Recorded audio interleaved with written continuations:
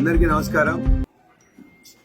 జనగామ పట్టణంలో కొన్ని అభివృద్ధి కార్యక్రమాల ప్రారంభోత్సవం చేయడానికి, శంకుస్థాపన చేయడానికి గౌరవ మంత్రివర్యులు సీతక్క గారు రావడం జరిగింది. ప్రోటోకాల్ ప్రకారం ఇక్కడున్న ఎమ్మెల్యేగా నాకు కూడా ఆహ్వానం అందింది, నేను కూడా వెళ్లడం జరిగింది.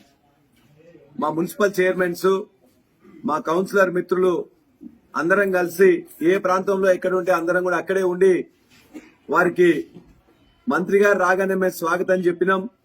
వారికి బొకే ఇచ్చి షాల్వా కప్పి, ఒకవేళ అక్కడ కాంగ్రెస్ నాయకులు ఉంటే కూడా వాళ్ళందరినీ కూడా కొట్టమని చెప్పేసి కొబ్బరికాయ కొట్టమని ఇస్తే కూడా కావాలని కొంతమంది నాయకులు బాగా తాగొచ్చి అసలు అక్కడ నేను ఉండకూడదు, ఎమ్మెల్యే పల్లా గో బ్యాక్ అని చెప్పేసి నినాదాన్ని ఇవ్వడం మొదలుపెట్టింది. అయినా చాలా ఓపికతో ఈ పనులన్నీ కూడా బీఆర్ఎస్ ప్రభుత్వం కేసీఆర్ గారు ఇచ్చిన నిధులతోనే జరిగినాయి. ఇవాళ వెజ్ నాన్ వెజ్ మార్కెట్ 7 కోట్లతో ఇక్కడ మొదలైంది. 4 ఏళ్ల కింద మొదలైంది. 2 ఏళ్ల వరకు పని జరిగిన తర్వాత ఈ 2 సంవత్సరాల్లో 23 నుంచి 25 వరకు కూడా దాన్ని కంప్లీట్ చేయడానికి ఉత్సుకత వాళ్ళు చూపలే. నేను వెంటబడి గత 6 నెలలుగా పని చేపిస్తే ఇవాళ పని అయిపోయింది.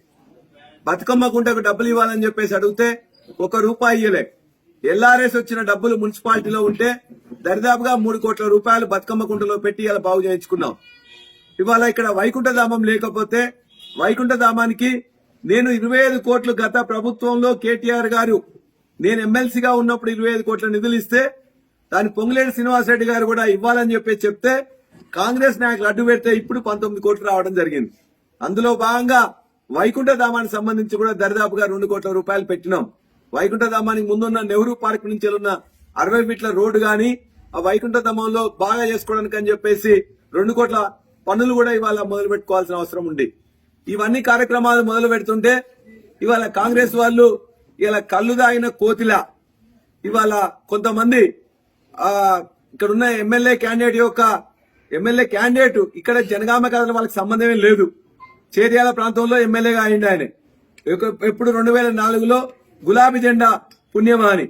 ఆ తర్వాత 4 పార్టీలు మారి ఇవాళ తాగుబోతులు కొంతమంది ఆ కొడుకు నాయకత్వంలో వేసుకొని వచ్చి నా మీద పదే దాడికి ప్రయత్నం చేసిండ్రు.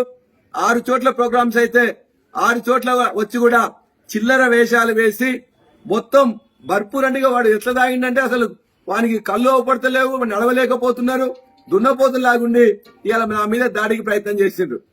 అయినా మా యొక్క నాయకులు కార్యకర్తలు చాలా నిదానంగా, ఎందుకంటే ప్రోగ్రాం మనది, జనగామ మనది, శాంతి భద్రతను మనం కాపాడుకోవాలి అనే ఉద్దేశంతో చాలా ప్రశాంతంగా ఉండి సీతక్క గారితో అన్ని ప్రోగ్రాంలో కూడా వారు ఏ ఉద్దేశంతో వచ్చినా వారికి గౌరవించుకున్నాం. ప్రారంభోత్సవాలు వారితో పాటు చేసుకున్నాం.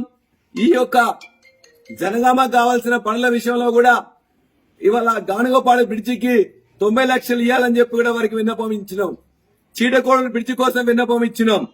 అదేవిధంగా కొన్ని గ్రామాలలో ఇవాళ అందశ్రీ గారు పుట్టిన రేపట్టకు కొన్ని అదనపు నిధులు ఇవ్వమని కోరినాం. అదేవిధంగా 25 కోట్లు మేము ఏదైతే ఇంతకుముందు తెచ్చుకున్నామో ఆ 25 కోట్ల నిధులు కూడా దయచేసి ఇవ్వండి అని చెప్పేసి అడిగినాం. అదేవిధంగా ఇంకొన్ని పనులు ఏదైతే ఉన్నాయో వాటన్నిటిని కూడా ఒక్కొక్కటి అన్ని రిప్రజెంటేషన్స్ కూడా వారికి ఇవ్వడం జరిగింది. ఇక్కడ ఉన్న సమ్మక్క సారక్క మినీ జాతరలకు సంబంధించింది కూడా కొన్ని నిధులు ఇవ్వాలని చెప్పి కూడా వారికి మేము రిప్రజెంటేషన్ ఇవ్వడం జరిగింది. వారికి మేము గుర్తు చేసినాం. వారి ఎమ్మెల్యేగా, ప్రతిపక్ష ఎమ్మెల్యేగా ఉన్నప్పుడు కేటీఆర్ గారి పర్యటన ఉన్నా, కేసీఆర్ గారి పర్యటన ఉన్నా వారిని దగ్గరికి తీసుకెళ్లి వారు చెప్పిన పనులు కూడా చేసి ఆనాడు ఏ విధంగా ప్రతిపక్ష నాయకులను గౌరవించుకున్నామో వారికి కూడా గుర్తు చేసినాం. ఖచ్చితంగా వారు మేము ఇచ్చిన వాటిల్లో కొన్ని విన్నపాలు మన్నించి చేస్తారని, జనగామ అభివృద్ధి కోసం మేము ఇచ్చిన వాటిలో కొన్ని చేయాలని మీ ద్వారా కూడా వారిని కోరుతున్నాం. వారి యొక్క కొమ్మూరు ప్రతాప్ రెడ్డి కొడుకు వారి యొక్క గూండాలు చేస్తున్న దాడిని మేము తీవ్రంగా ఖండిస్తున్నాం. ఈ విధంగా తాగబోసి కొంతమందిని రావడం అనేది ఇవాళ జనగామలో ప్రశాంత వాతావరణం ఉండకుండా చూడాలని ప్రయత్నం చేస్తున్నారు. అటువంటి వాతావరణం కావాలని ప్రజలు కోరుకోవట్లేదు. వారు ప్రశాంత వాతావరణం చెడగొట్టదలుచుకుంటే చెడగొట్టే వాళ్లను పోలీసులు గుర్తించి వారి మీద చర్య తీసుకోవాలని కోరుతున్నాం. ఈ ఎన్నికల్లో ఖచ్చితంగా గులాబీ జెండా ఎగరేస్తాం. ఇటువంటి పిచ్చి పనులు మానుకోవాలని వాళ్ళకి నేను హితవు పలుకుతా ఉన్నా. కూడా చూసిండ్రు, పట్టణ ప్రజలు చూసిండ్రు, అదేవిధంగా రిపోర్టర్ మిత్రులు చూసిండ్రు, పోలీస్ మిత్రులు చూసిండ్రు, ఏ విధంగా రెచ్చగొట్టిండ్రు, ఏ విధంగా తిట్టిండ్రు, ఏ విధంగా దాడి చేసే ప్రయత్నం చేసిండ్రు. ఇవన్నీ కూడా అవాంఛనీయం, ఖండనీయం. తప్పనిసరిగా ఇటువంటి పనులు చేసినట్లయితే ప్రజలు ఇప్పటికే ఎమ్మెల్యే ఎన్నికల్లోనే వారిని చీకొట్టారు. సర్పంచ్ ఎన్నికల్లో పూర్తిగా మీరు పనికిరారని చెప్పారు. రేపు మున్సిపల్ ఎన్నికల్లో వాళ్ళ యొక్క తోడుకలు తీస్తారు. కానీ ఇవాళ పిచ్చిగా తాగి ఈ విధంగా ప్రేలాపనలు వేయడం, దాడికి ప్రయత్నం చేయడం కరెక్ట్ కాదని మంత్రి గారు కూడా చూసి చెప్పారు. అయినా వీళ్ళకు బుద్ధి రాలేదు. బుద్ధి తెచ్చుకోవాల్సిందిగా కోరుతున్నా. అతి తక్కువ సమయంలో మీ వ్యాపార సామ్రాజ్యాన్ని పెంచుకోవాలనుకుంటున్నారా? తక్కువ ఖర్చుతో ఎక్కువ పబ్లిసిటీ చేయాలనుకుంటున్నారా?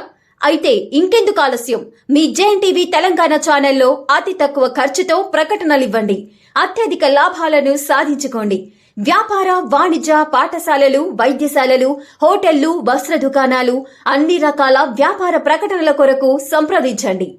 మా ఫోన్ నంబర్స్ 8558280881 9247896607.